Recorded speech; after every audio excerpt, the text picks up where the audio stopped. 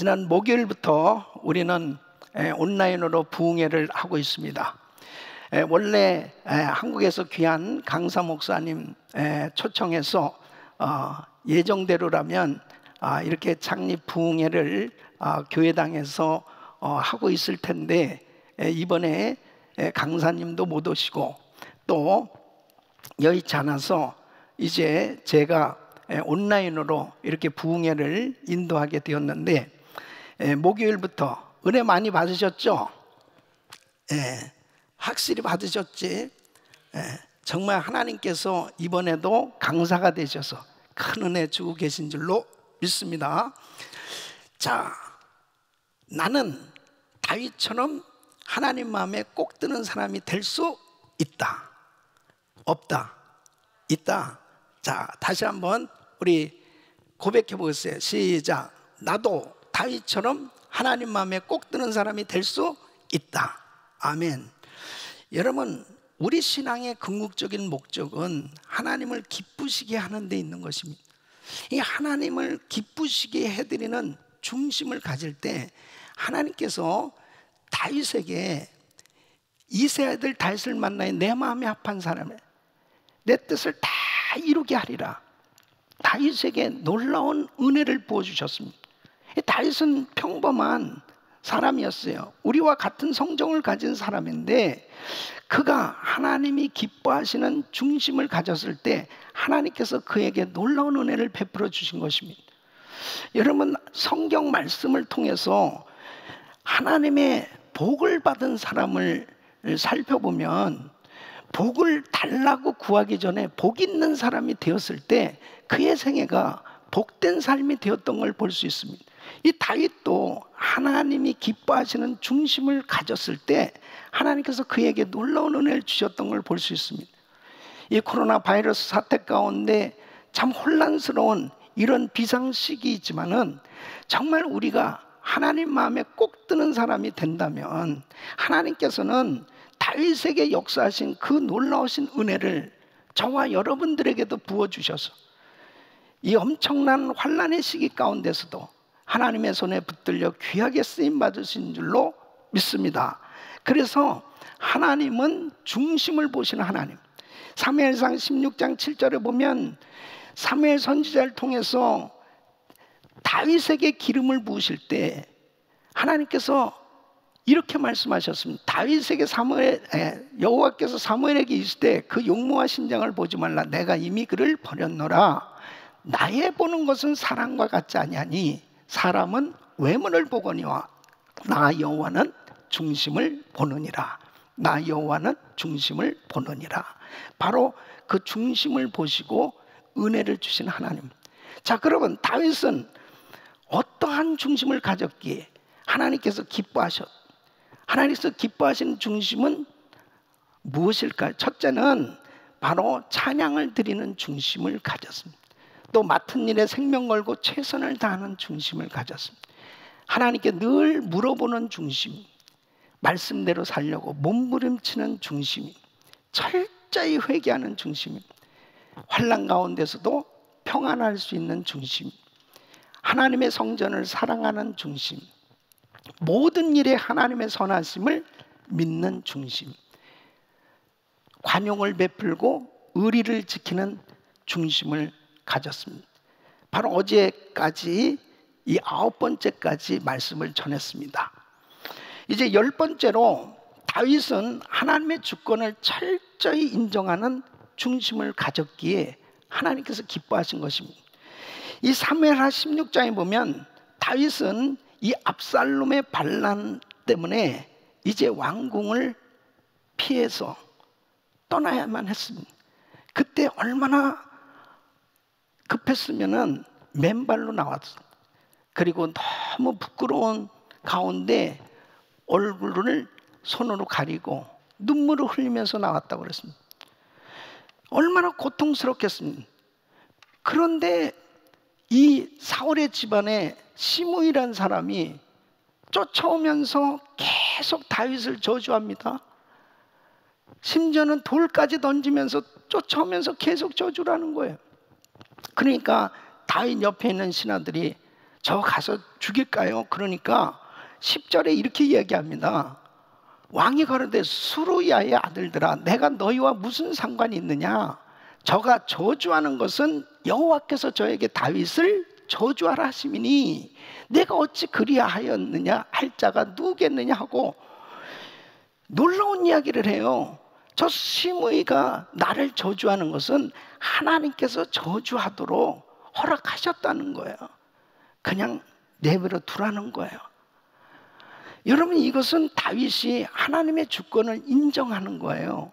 하나님의 주권을 인정한다는 것은 신본주의 신앙을 가진 것입니다. 시므이가 저주하는 것조차도 하나님께서 허락하셔야만 되었기에 그냥 두라는 거예요. 여러분, 우리가 신앙생활하면서 신본주의 신앙을 갖는 것이 얼마나 중요한지 모릅니다. 이 신본주의 신앙을 가질 때 엄청난 시험과 환난 가운데 정말 흔들릴 수밖에 없는 그런 신앙이, 신본주의 신앙을 가진 사람들은 그런 가운데 절대로 흔들리지 않습니다. 그러면 무엇이 신본주의 신앙이에요? 다윗은 무엇을, 하나님의 절대 주권을 인정하는 그러한 믿음을 가졌습니까? 첫째는 모든 것의 주인은 하나님이시라고 믿은 거예요. 그러니까 시편 24편 1절에 보면 다윗이 이렇게 고백합니다. 땅과 거기에 충만한 것과 세계와 그 중에 거하는 자가 다 여호와의 것이로다. 모든 만물이 다 주님의 것이라고 고백하고 있습니다. 그래서 로마서 11장 36절 보면 이는 만물이 주에게서 나오고 주로 말미암고 주에게로 돌아감이라 영광이 그에게 세세히 있으리로다. 아멘.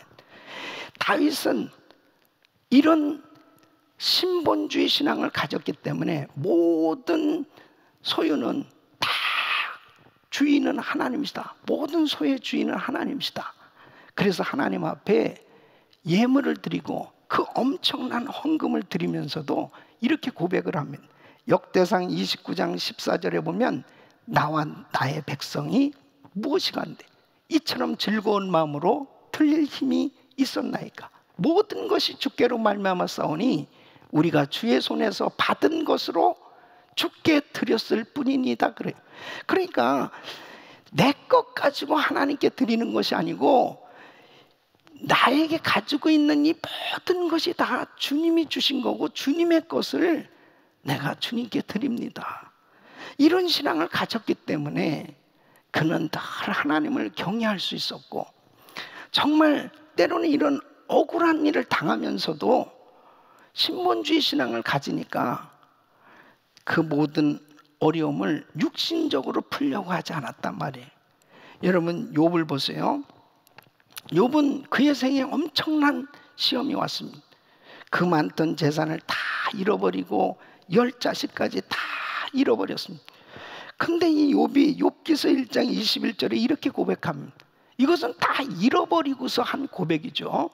내가 못해서 적신이 나왔사온즉 또한 적신이 그리로 돌아가올지라. 주신 자도 여호와시요 취하신 자도 여호와시요 여호와의 이름이 찬송을 받으실지니다. 그러니까 바로 하나님 앞에 내가 가진 모든 것, 이게 다 주님의 것이라. 그러니까 주님이 주실 수도 있고 취하실 수 있는 분이다.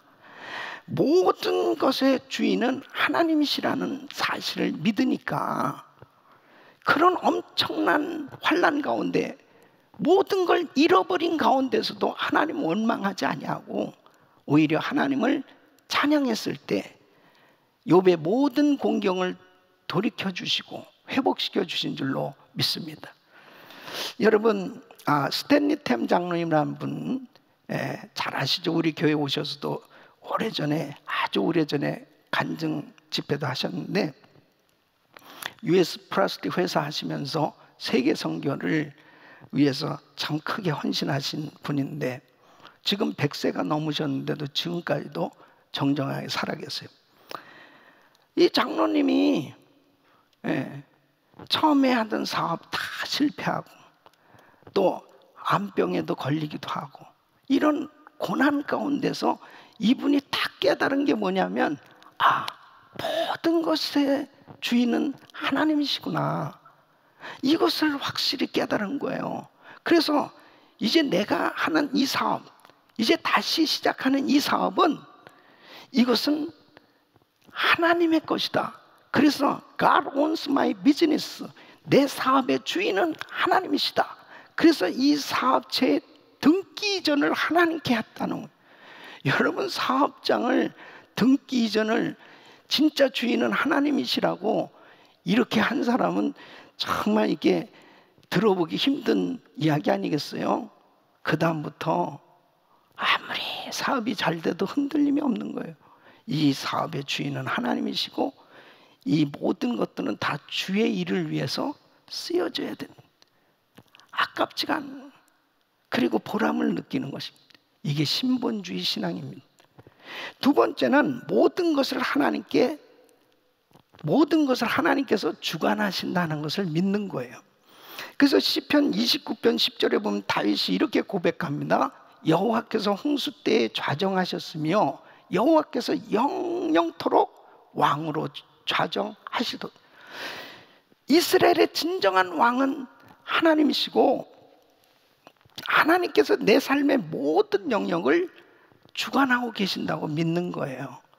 그러니까 바로 저 시므이가 지금 나를 저주하는 것조차도 하나님이 다스리시는 영역 안에 들어있다는, 저 악인이 저렇게 하는 짓도 결국은 하나님의 손에서 모든 것이 다 주관되어지고 있다고 믿으니까 다윗은 자기를 저주하는 그 시므이에 대해서 신경 쓰지 않았다는 거죠. 하나님께 맡겼다는 거죠. 사무엘하 12장 23절에 보면 밧세바와 간음죄로 인해서 그에게 참 고통스러운 일이 생겼는데 밧세바와 동침해서 낳은 아들을 하나님 치셨어요. 그래서 결국 그 아들이 죽게 되었잖아요. 그랬을 때 괴로워하면서 금식을 했는데 이 아들이 고침받은 게 아니고 결국 죽었어요. 그랬을 때 사람들이 이 왕이 저렇게 금식하며 힘들어하고 어려워하시는데 어떻게 할까? 그렇게 염려했는데 이 왕이 죽었다는 이야기를 듣고 모든 일상이 다시 정상적으로 회복이 된 거예요. 아니 어떻게 그렇게 하실 수 있습니까? 그랬을 때 이렇게 이야기를 내가 다시 돌아오게 할 수 있느냐? 나는 저에게로 가려니와 저는 내게로 돌아오지 아니하리라. 모든 생명도 다 하나님의 손에 있다. 하나님께서 주관하고 계신다는 것을 확실히 믿는 거예요.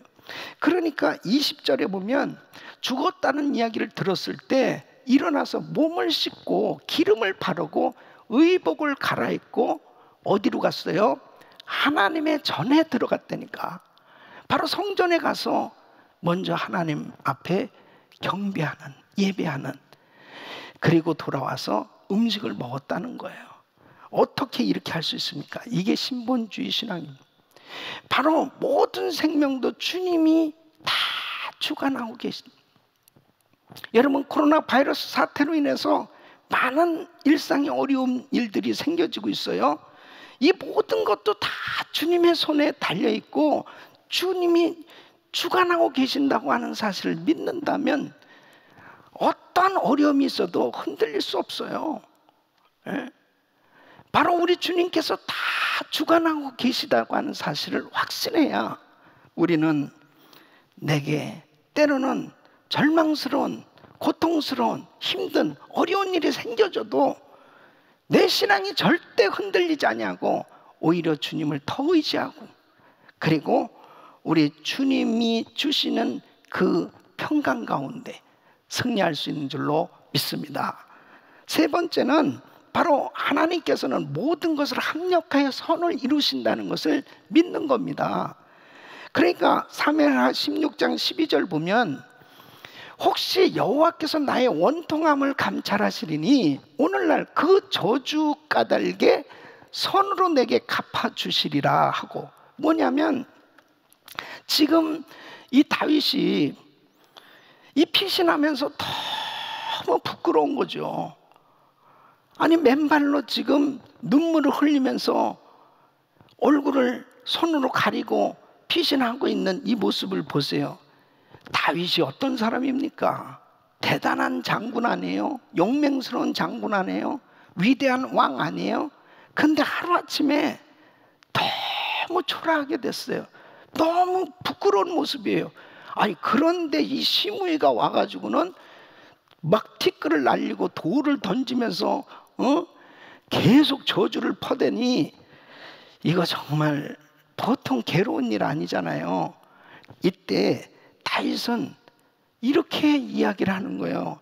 오늘날 저 저주 까닭에 다윗이 얼마나 불쌍하게 되었냐 말이에요.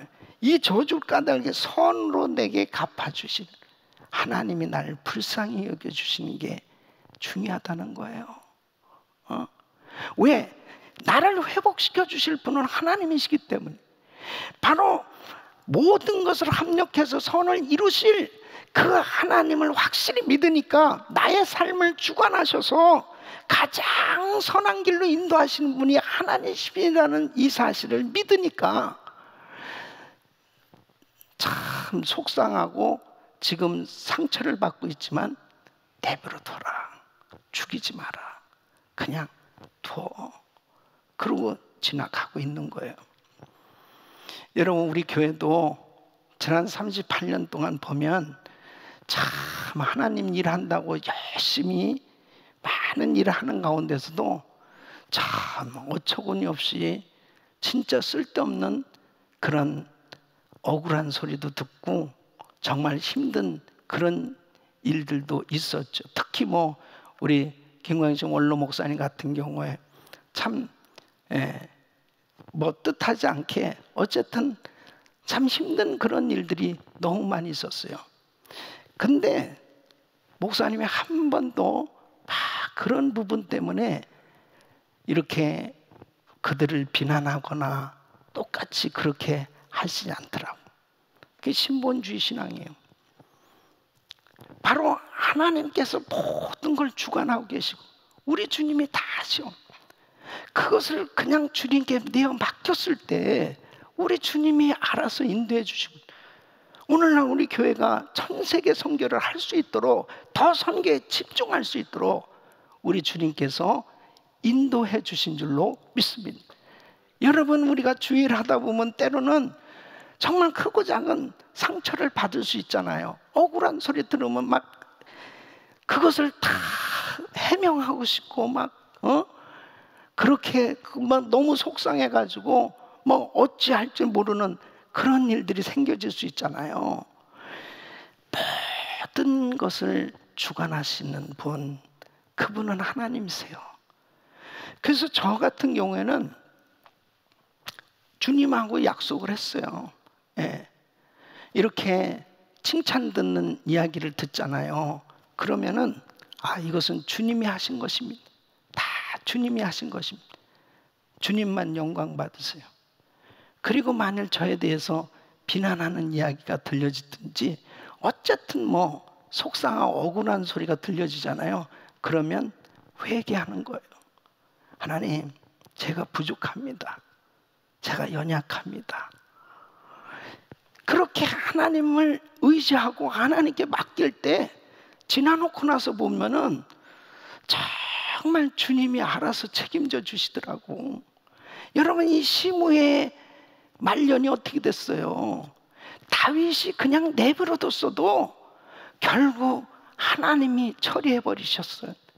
여러분 우리 인생이 절대로 눈에 보이는 어떤 그 소유 또 사건 그런 것들에 일희일비하지 말고 우리 주님께서 모든 만물의 소유주가 되시고 그분께서 주관하고 계시는데 하나님 뜻대로 살아보려고 하면 모든 것을 합력해서 선을 이루시는 우리 주님께서 책임져 주신다.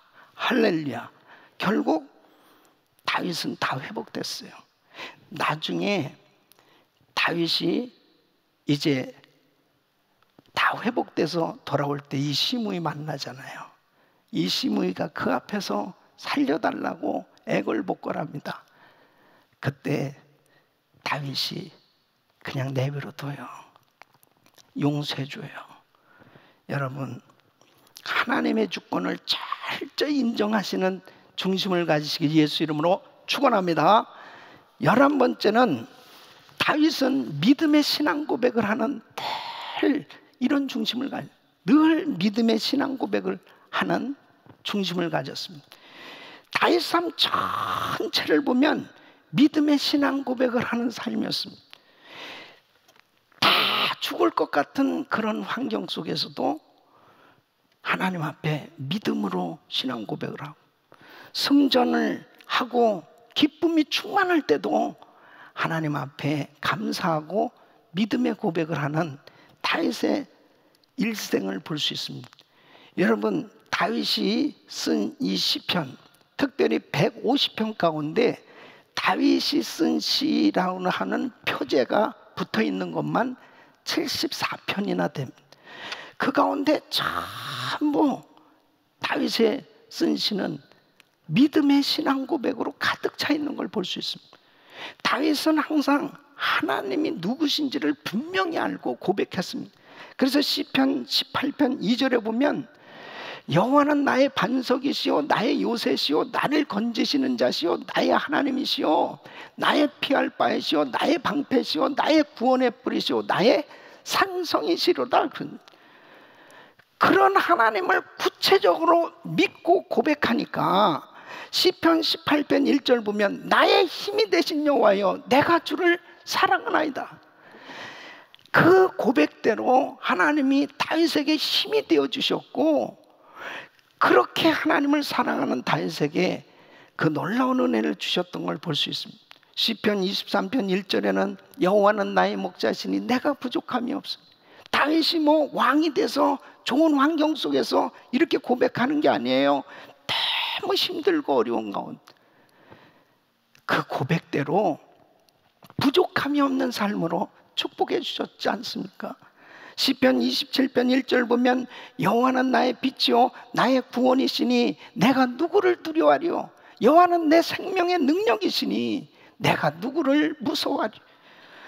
다윗이 얼마나 사울에게 쫓겨다니면서 정말 죽을 고비를 수없이 겪으면서 얼마나 두려웠겠어요. 얼마나 무서웠겠어요. 얼마나 힘들었겠어요. 그런데 하나님 앞에 하나님은 나의 빛이십니다. 나의 방패십니다. 나의 목자십니다. 나의 구원이십니다. 믿음으로 고백하니까요. 내가 누구를 두려워하리요? 내가 누구를 무서워하리요? 이렇게 담대하게 믿음으로 고백한 대로 하나님께서 다윗에게 그 고백대로 은혜를 주셨고, 그리고 승리하게 된 줄로 믿습니다. 여러분, 우리가 믿음으로 고백하는 게 얼마나 우리 신앙생활 하는데 중요한지 몰라요. 로마서 10장 13절 보면 누구든지 주의 이름을 부르는 자는 구원을 얻으리라. 로마서 10장 10절 보면 사람이 마음으로 믿어 의에 이르고 입으로 시인해서 구원에 이르느니라. 여러분, 우리가 입으로 시인하는 게 그렇게 중요한 겁니다. 잠언 18장 21절 보면 죽고 사는 것이 혀의 권세에 달렸네. 혀를 쓰기 좋아하는 자는 그 열매를 먹으리라. 이 성경에서 믿음의 고백이 얼마나 중요한지 대표적인 예가 바로 12정탐꾼이 정탐하고 돌아와서 모세에게 보고한 그 사건이 가장 대표적인 예라고 볼 수 있어요. 12정탐꾼은 각 지파의 다 지도자들입니다. 대표들이에요. 리더들입니다. 나름대로 어떤 면에서 보면 그 지파에서 가장 권위가 있고 가장 신앙이 좋은 사람들이라고 볼 수 있잖아요. 똑같이 가나안 땅 정탐하고 왔는데 10사람이 보고하는 거하고 두 사람 여호수아와 갈렙이 보고하는 거하고 너무 다른 거예요. 예? 이 10사람은 민수기 13장 33절을 보면 정탐한 땅을 악평할 뿐 아니라 자기들에 대해서 이렇게 아예 이렇게 부정적으로 고백을 하고 있는 거죠. 거기서 또 네피는 후손 안악자손 대장부들을 보았나니 우리는 스스로 보기에도 메뚜기 같으니 그랬. 그들의 보기에도 그와 같았을 것입니다. 이 메뚜기 컴플렉스에 걸린 건데, 아니 그 사람들이 뭐 자기들을 봤습니까? 그런데 자기 스스로 그렇게 생각하는, 그 사람들은 뭐 어마어마하게 키도 크고 우리는 뭐 그들에 비해는 이거 들어갔다 하면 다 죽습니다. 근데요, 사람들은 긍정적인 소문은 별로 그렇게 빨리 전파가 안 돼. 근데 부정적인 소문은요, 얼마나 그냥 삽시간에 전파가 되는지 몰라요. 더군다나 10명의 이 리더들이 다 부정적인 보고를 하니까 온통 이스라엘 백성들이 다 울고불고 난리가 났죠. 그런데 민수기 14장 9절에 보면 여호수아와 갈렙은 긍정적으로 믿음으로 보고를 한단 말이에요.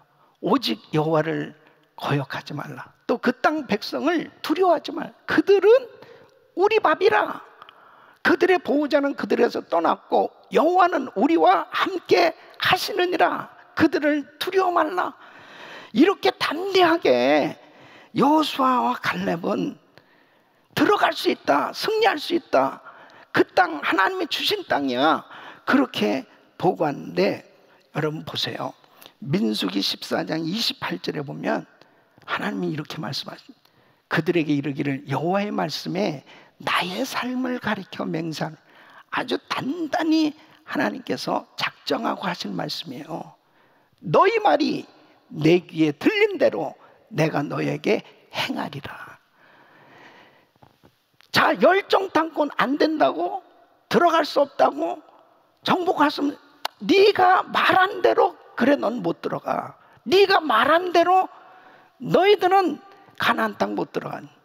자, 여호수아 갈렙 들어갈 수 있습니다. 정복할 수 있습니다. 그래, 내 귀에 들린 대로 네가 믿음으로 고백한 대로 너는 가나안 땅에 들어가.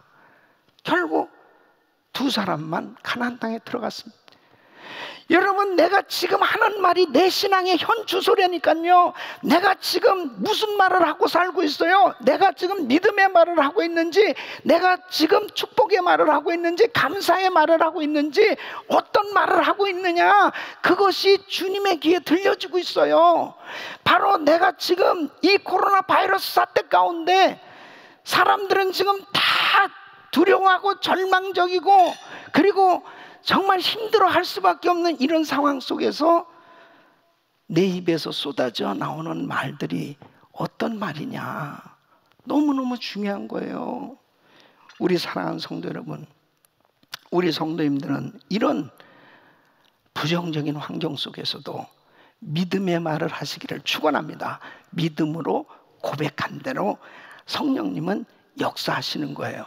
믿습니까? 이 오랄 로버츠 목사님, 이분이 1948년도에 펴낸 책이 낫기를 원하면 이것들을 행하라, 이런 책을 썼는데요. 이분이 요한3서 1장 2절 사랑하는 자여 내 영혼이 잘된 같이 내가 범사에 잘되고 강건하길 내가 강건. 어느 날 이분이 이 말씀이 깨달아진 거예요. 너무 깨달아져 가지고 정말 이 말씀을 계속 암송하고 계속 주장하고 계속 선포하고 그랬더니 병이 낫고, 그 다음에 정말 믿음이 성장하고 이런 열매들이 막 맺어지니까, 와, 정말 이렇게 믿음으로 선포하는 게 중요하구나. 근데 이 책이 조용기 목사님에게 전달된 거예요. 그 조용기 목사님도 그 책을 통해서, 이 오랄 로버츠 목사님 통해서 굉장히 은혜를 받은 거예요. 그래서 그때 당시 여러분 1958년도인가 여의도 순복음교회가 개척됐으니까요, 6.25 전쟁 이후에 대한민국은 다 폐허되었잖아요. 전부 뭐 거지들처럼 뭐 고아들이 수없이 많고, 그렇게 어려운 시기에 이 말씀이 딱 적용이 된 거예요. 조 목사님도 계속 이 말씀을 선포하고 지금까지도 계속 선포하잖아요. 하나님께서 정말 세계에서 가장 큰 교회로 하나님 축복해 주실 뿐 아니라 수많은 사람들이 이 말씀의 놀라운 은혜를 체험하는 이런 간증들이 있잖아요. 물론 번영신학이라고 이렇게 비판하는 그러한 이야기들이 있어요, 이분들에 대해서. 근데 저는 이렇게 생각합니다. 여러분 보세요. 물질 자체를 목적으로 구하면 이건 기복신앙이에요. 기복신앙은 그 물질 때문에 결국 하나님에서 멀어지고 타락한 거예요. 자, 은사를 목적으로 구하면 이것은 신비주의가 됩니다. 이 신비주의가 되면 결국 그 은사 때문에 교만해지고 하나님 제대로 섬기지 못하는 거예요. 그래서 번영신학이라는 것은 목적을 바로 물질이나 은사의 목적을 두었을 때 결국 그런 피해가 되어진 열매들을 보면서 바로 그걸 비판하는 거거든요. 근데 여러분 보세요. 바로 물질을 구해야 돼요. 은사를 구해야 돼요. 근데 그 목적이 하나님의 영광을 위해서 구하면 바로 그 목적이 복음 전하기 위해서 구하는 것은, 이것은 번영신학이 아니고 바로 복음주의, 그리고 성경적이란 말이에요. 그러니까 이 부분을 제대로 구분하지 못하면 마치 물질을 구하면 이건 기복신앙이고, 은사를 구하면 이건 신비주의고, 그러니까 교회들이 힘이 없어요. 성도들이 제대로 구하지 못하는 거예요. 입술로 뭘 구하려고 그러다 이거 기복신앙이 신비주의 되는 거 아니에요? 그러니까 결국 그 입술에서 고백되어진 대로 하나님이 역사를 하셔야 되는데 자신이 없는 거예요. 그렇기 때문에 우리는 하나님의 말씀대로 이렇게 구체적으로 하나님 앞에 믿음으로 고백할 때 하나님의 영광을 위해서, 하나님 세계 선교 마무리를 위해서 이 귀한 복음이 전해져야 되겠사오니 내 영혼이 잘된 같이 범사가 자리로 강건해질 수 있도록 하나님 은혜를 주시옵소서. 이렇게 구할 때 하나님께서 네 믿음대로 될지어다, 하나님 역사하시는 겁니다. 우리 김광신 목사님께서 목회하시면서 세계 선교는 하나님이 참 기뻐하시는, 정말 교회를 세우신 궁극적인 목적은 바로 복음 전하는 것인데, 그렇다면 하나님이 가장 기뻐하는 이 선교를 가장 많이 함으로 하나님을 기쁘시게 해드려야 되겠다. 세계 선교를 가장 많이 하는 교회 되게 해주세요 하고 계속 입술로 고백하시고, 입만 여시면 그냥 선교에 대해서 계속 그렇게 고백하시는 거예요. 한 분은 목사님이 이제 암 수술하시고, 그리고 정말 이렇게 엄청나게 오랫동안 대수술을 받으셨잖아요. 그리고 이 혼수 상태 가운데도 있으신 적도 있고, 그리고 어려운데 사모님이 한번 이런 말씀 하시더라고요. 목사님이 그렇게 막 정신없이 막 그 잠꼬대 하듯이 막 말씀을 하시는데 세계 선교대회를 진행하고 계시더래요. 그러니까 그냥 선교로 그냥 꽉 차 계신 거야. 그렇게 고백하고 그렇게 생각하고 그렇게 간구하시니까 내 믿음대로 될지어다. 우리 교회가 세계 선교하는 교회로 우리 주님이 쓰고 계신 줄 믿으시기 바랍니다. 항상 자기 입술에 무엇을 지금 말하고 있느냐, 너무 중요한 거예요. 저는 제가 진짜 꿈이 있어요. 마태복음 24장 14절 말씀입니다. 이 천국복이 모든 민족에게 증거되기 위해 온 세상에 전파되리. 그제야 끝이 오리라. 세계 선교가 마무리되면 우리 예수님 오신다니까요. 그러면 지금이야말로 말세거든요. 주님 오실 날을 준비해야 돼요. 거룩한 신부의 영성으로 준비돼서 우리 모든 성도님들이 바로 세계 선교의 총력을 다해서 세계 선교가 마무리됐을 때, 주님이 공중 재림하실 때 우리 다 들림 받는 거죠. 나는 아무래도 안 죽을 것 같아. 그래가지고 그냥 들림 받는 걸 좀 체험해 보고 싶어. 어떻게 들림 받는 건가? 샥 변하던. 예? 여러분 아멘 한 사람은 나하고 똑같이 이렇게 들림 받을 거고, 도대체 이 온라인으로 예배는 아멘 하는 건지 안 하고 있는 건지 이게 확인이 안 되니까 아멘 하시는 거지. 그래서 그 꿈이 있어요. 하나님 정말 들림 받고 싶습니다. 바로 세계 선교 마무리하고 주님 앞에 서기를 원합니다. 사도 바울은 빌립보서 3장 14절에 분명한 표대가 정해졌다니까요. 표대를 향하여 그리스도 예수 안에서 하나님이 위에서 부르신 부름의 상을 위하여 쫓아간, 이 분명한 표대가 정해졌기 때문에 매를 맞고 감옥에 갇히고 그런 시험과 환난을 당해도 그를 막을 수가 없었어요. 선교하는 걸 막을 수가 없었어요. 그래서 그는 끝까지 승리할 수 있었습니다. 우리 교회가 교회 창립 38주년을 맞이했습니다. 와, 금년도에 선교에 대한 어마어마한 스케줄을 다 만들어 놨었는데 모든 것 다 올스톱 됐습니다. 그러나 모든 만물은 다 하나님의 주권 가운데, 하나님의 모든 역사를 지금 우리는 분명히 믿으며 하나님께서 이 모든 환경 가운데서도 분명히 이루어가고 계신다는 걸 저는 확신하거든요. 오늘 처음으로 우리 은혜성가대가 온라인으로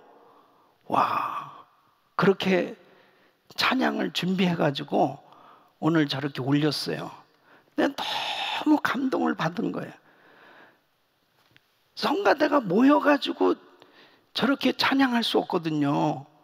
그러니까 본인들은 막 하나님 앞에 찬양하고 싶은데, 그래서 저런 방법을 낸 거죠.